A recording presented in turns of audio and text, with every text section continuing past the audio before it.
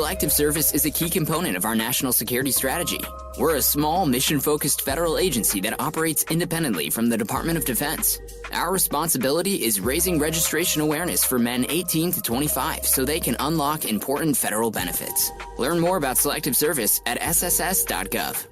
CuriosityStream has thousands of documentary films and shows available on demand on any device. We're the Netflix for nerds, the Hulu for history buffs, the Disney Plus for the scientist in us. There sure are a lot of streaming services, aren't there?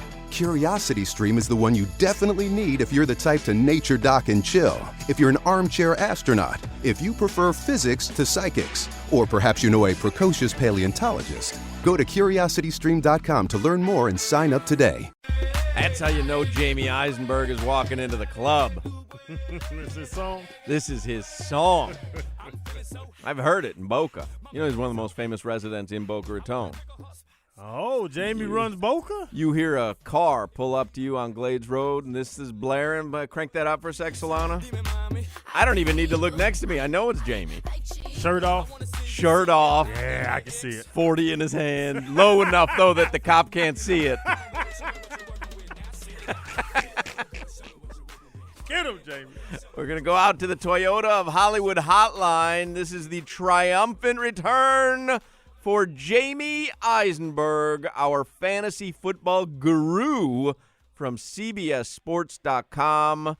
He joins us every Friday, right? Are we doing that again, Solana? Because we're so crunched for time on Fridays. Are we announcing officially, without having asked Jamie also in advance, are we announcing officially that he will join us every Friday during football season? It depends on his first performance of the season, which is today. So this is like a scrimmage? Oh, goodness.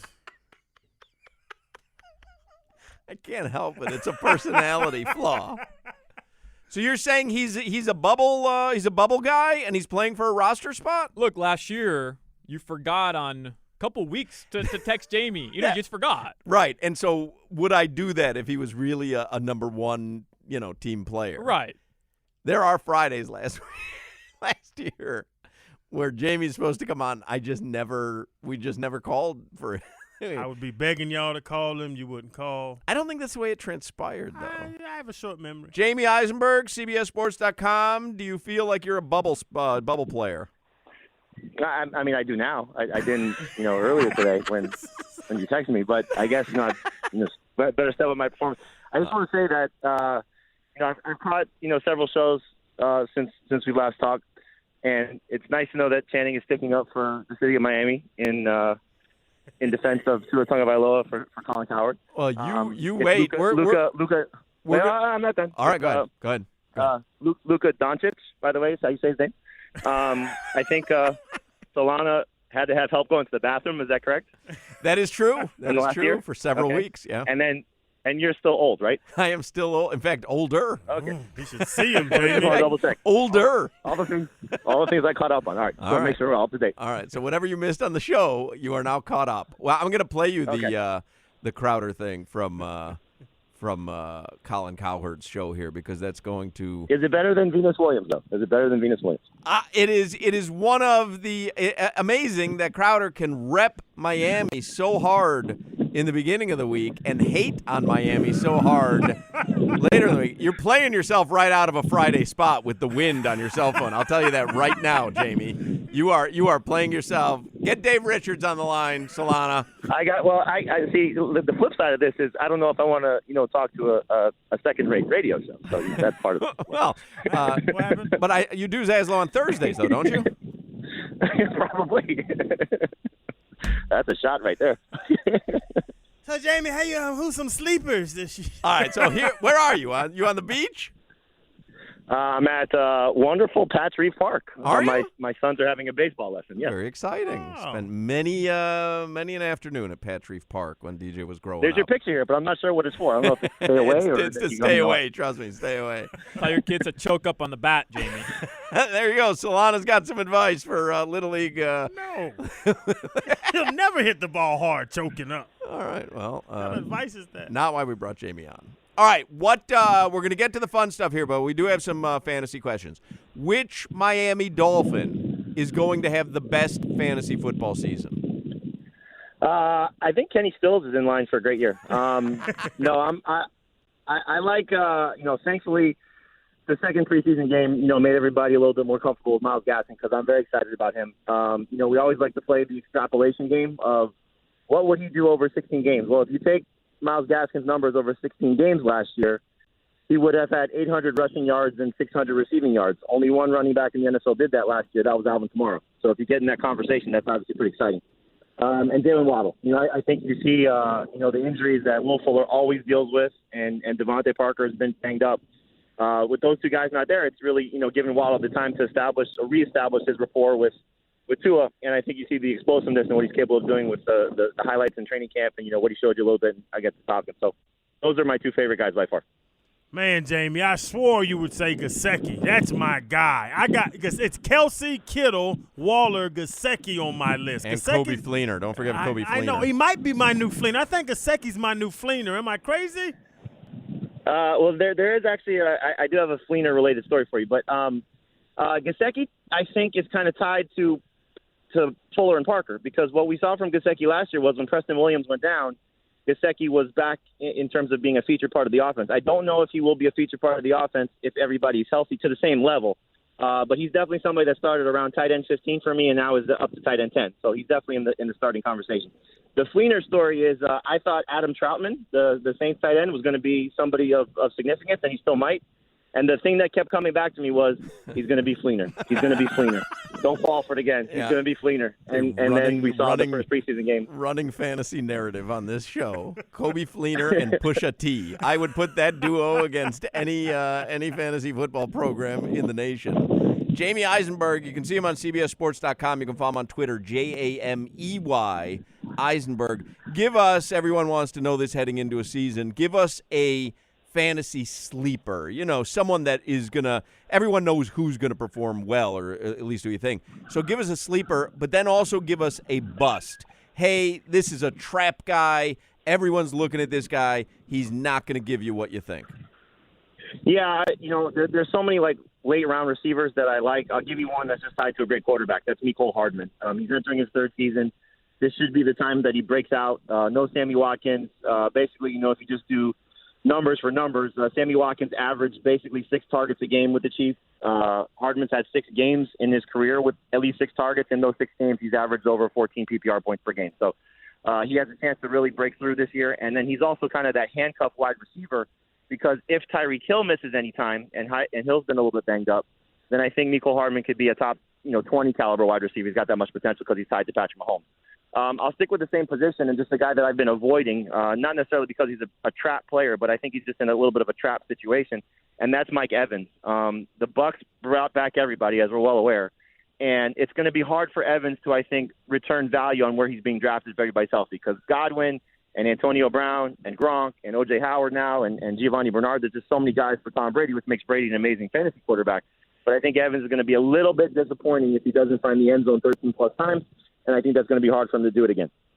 And other than Evans, who's a big name, I was going to ask you about big-name guys that, probably will underperform. Guys that pop in my mind, I'm terrified of Dak Prescott, and I don't know how Julio Jones is going to do in Tennessee. Any of those big-name guys, household names that you don't think are going to perform this season? Yeah, you mentioned one in Julio. I'm concerned as well. He has, I think, one practice since August, or his last practice was August 2nd. So dealing with an injury for a 32-year-old receiver, going to a team that's bottom 5 in pass attempts traditionally, since Mike Vrabel's been there. We'll see if that continues with a new coordinator. But Julio makes me nervous because he's going typically around round 4. I probably want to get him around later. One young running back that I was actually excited about, and just the way that the training camp situations unfolded is DeAndre Swift. I think he's still got a world of potential, but that's a projected 5-win team. He's going to share with Jamal Williams in the passing game, and he's dealing with a groin injury. So he's somebody that makes me nervous. There's some other guys, like you brought up Dak. I'm fine drafting Dak. I think he's a top 5 quarterback, but he's obviously one of the more polarizing guys. Saquon Barkley is extremely polarizing, but I think he's the type of league winner that you buy into because if he's right, he's going to be a superstar. So there are some players that I like that are certainly concerning. Barkley and Dak are certainly on the top of that list. You mentioned when you first came on, Jamie, you heard Crowder defend Tua Tagovailoa to Colin Cowherd earlier this week. We have dubbed Crowder King Crowder, and we want you to hear how this all transpired.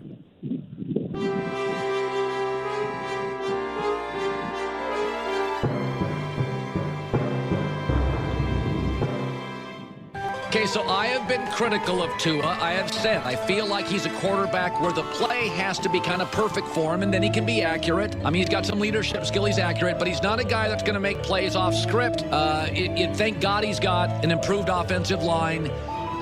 In Miami, I'm probably viewed, a very negative guy. He doesn't like Tua. And I think Tua and Mac Jones kind of remind me of each other. They can win if all the elements are in place. Is that an unfair opinion on Tua?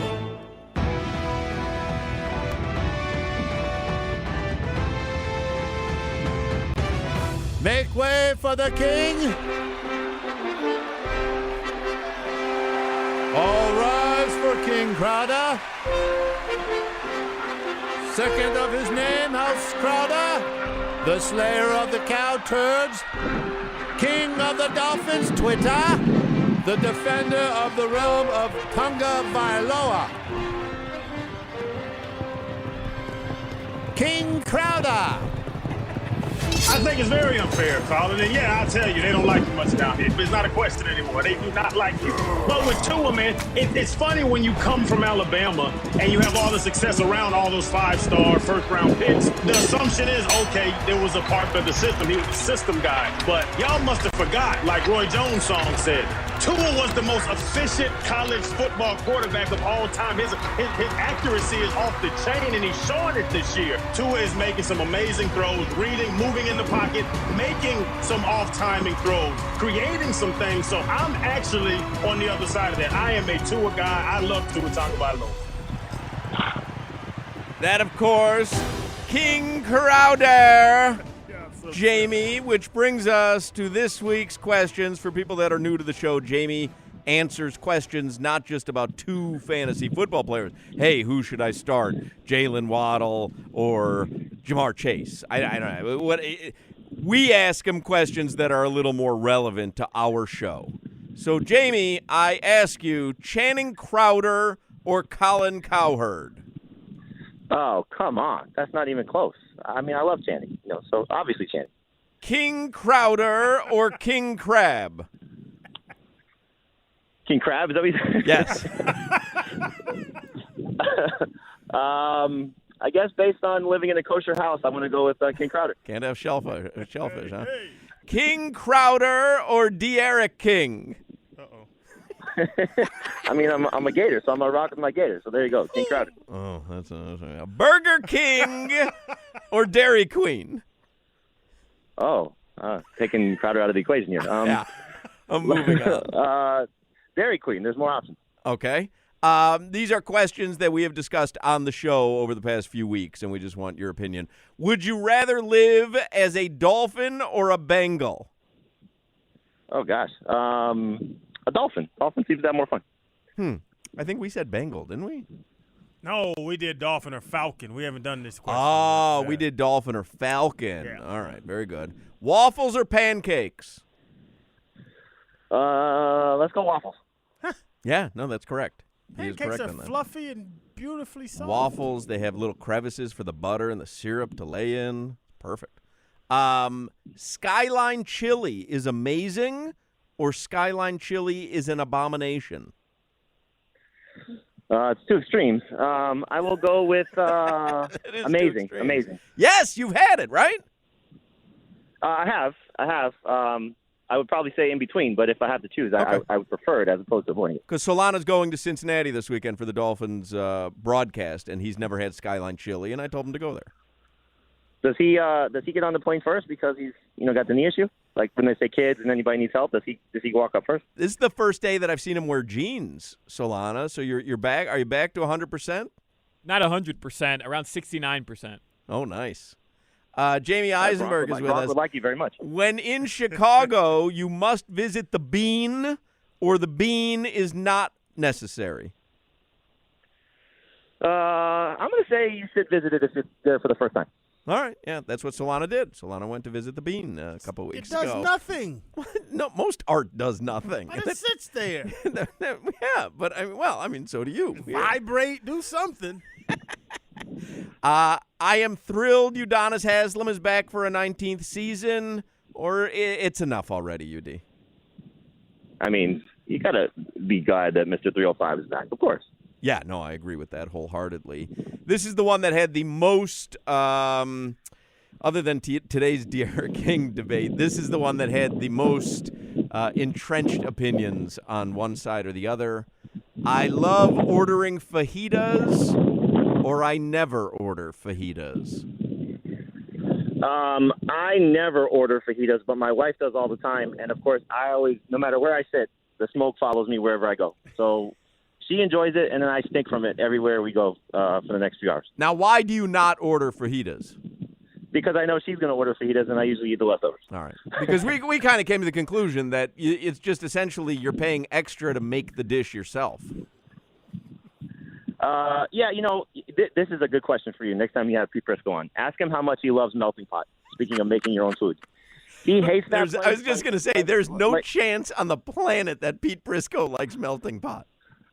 If you ever, suggest, not that I would ever go to melting pot with him, but, hey, go take your wife to a melting pot. There's no way. No, why would I want to cook my own food? I'll just say, oh. That should have been his auction item on the St. Jude auction. It shouldn't have been a phone call with Pete Prisco. It should have been dinner at the melting pot. That I would have bid on. That I would have bid on. I'm glad you reminded me of that. I think I actually might just pay to win the bid and then send him the melting pot as a result of having to support St. Jude. I got 5 on that. I got 5 on that. All right. Does one more. Pusha T or Pusha T? I thought you were going to go Pusha T or King Crowder. Pusha T, of course. Of course. Does anybody have any fantasy questions before I let him go for Jamie Eisenberg? Crowder, Solana, Jimmy, anybody for their own fantasy teams have questions for Jamie Eisenberg? I'm going to save mine. All right. Solana, you do? Yeah. Half PPR. Your mock draft. All right. You're just goofing around. No. Who would you take? Who would you take with the first pick, Jamie? Half PPR. First overall pick. Pusha T. I think he's got a big season in front of him. I go with McCaffrey. McCaffrey is healthy, ready to go. Was awesome in the 3 games last year. Amazing in 2019. So he's back, and I think he's going to have another dominant season. Just in case I don't get the first pick, what about 2 through 12? Get out of here. So 2 would All right. be. Thank you, Jamie. It's Jamie Eisenberg on Twitter, Jamey. That was excellent. Well, Solana's in regular season form. I don't know about Jamie, but Solana's in regular season form. Jimmy, did you have any questions for Doncic? Jimmy? Luka Doncic. Jimmy, you got any questions for Jamie Eisenberg? No, I don't have any questions. All right, nothing from Jimmy. Thank you, Jamie. It's always a pleasure. Has he worked his way into the starting lineup, Solana? Yes, he has. Crowder, has Jamie worked his way into the Friday lineup? Just had a hell of a camp.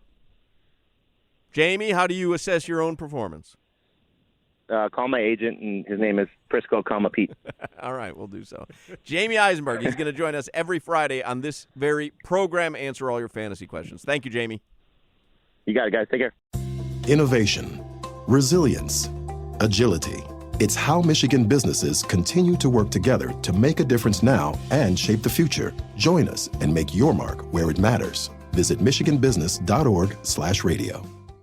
CuriosityStream has thousands of documentary films and shows available on demand on any device. We're the Netflix for nerds, the Hulu for history buffs, the Disney Plus for the scientist in us. There sure are a lot of streaming services, aren't there? CuriosityStream is the one you definitely need if you're the type to nature dock and chill, if you're an armchair astronaut, if you prefer physics to psychics, or perhaps you know a precocious paleontologist. Go to curiositystream.com to learn more and sign up today.